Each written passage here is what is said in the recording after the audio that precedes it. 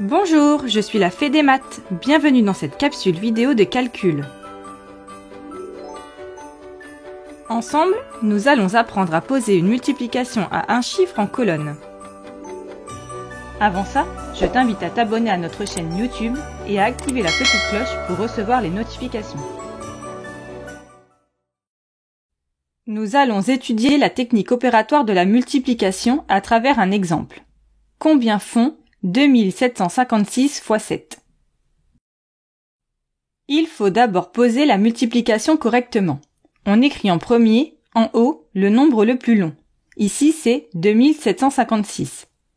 Dans cette multiplication, 7 est le multiplicateur. Comme il est composé d'un seul chiffre, il faut le placer dans la colonne des unités, en dessous du chiffre 6. Puis, on écrit le signe fois sur la même ligne que 7. Et enfin, on trace un trait. Ensuite, on calcule.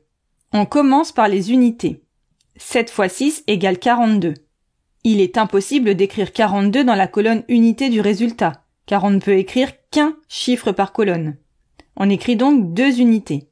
Les 40 unités restantes forment 4 dizaines, qui vont être positionnées en retenue, dans la colonne des dizaines. Il faudra l'ajouter lors du calcul des dizaines. Voici une petite astuce. La multiplication est commutative. Cela veut dire qu'on peut inverser l'ordre des termes. Dans le cas présent, si tu préfères calculer 6 x 7 plutôt que 7 x 6, c'est possible.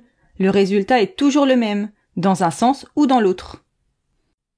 Passons à présent aux dizaines. 7 x 5, ou 5 x 7 si tu préfères, cela fait 35. Attention, il ne faut pas oublier d'ajouter la retenue de 4 dizaines. Cela donne 35 plus 4, égale 39. On ne peut pas tout écrire dans la colonne des dizaines. On écrit donc 9 et les 3 centaines supplémentaires obtenues doivent être ajoutées en retenue, dans la colonne des centaines. Poursuivons avec la colonne des centaines. 7 x 7 est égal à 49, auquel il faut ajouter les 3 centaines mises en retenue précédemment. 49 plus 3, cela donne 52. J'écris 2 dans la colonne des centaines et je place 5 en retenue, dans la colonne des milliers.